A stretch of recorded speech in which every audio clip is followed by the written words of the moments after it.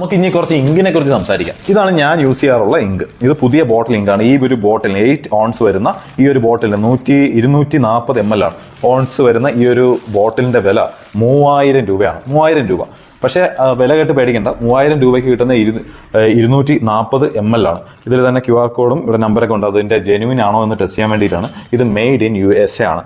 നല്ല ക്വാളിറ്റിയുള്ള ബ്രാൻഡാണ് ഈ ഡൈനാമിക് ട്രിപ്പിൾ ബ്ലാക്ക്. ഞാൻ തുടങ്ങുന്നതിന് ഇതിലാണ്.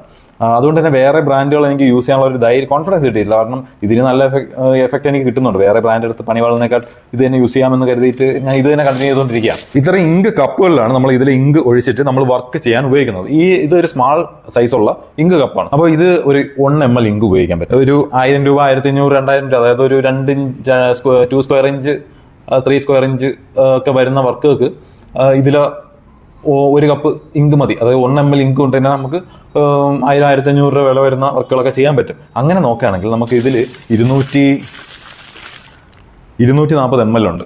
അപ്പോൾ 1 ml കൊണ്ട് 1000 രൂപയ്ക്കുള്ള വർക്ക് ചെയ്യാമെങ്കിൽ 240 ml കൊണ്ട് എത്ര രൂപയുടെ വർക്ക് ചെയ്യാമെന്നൊന്ന് കാൽക്കുലേറ്റ് ചെയ്ത് നോക്കാം. ഈ ഇങ്ക് ബോട്ടിലും എക്സ്പയറി ഡേറ്റ് ഉണ്ട്. 5/16/2028 ആണ് ഇതിന്റെ എക്സ്പയറി ഡേറ്റ്.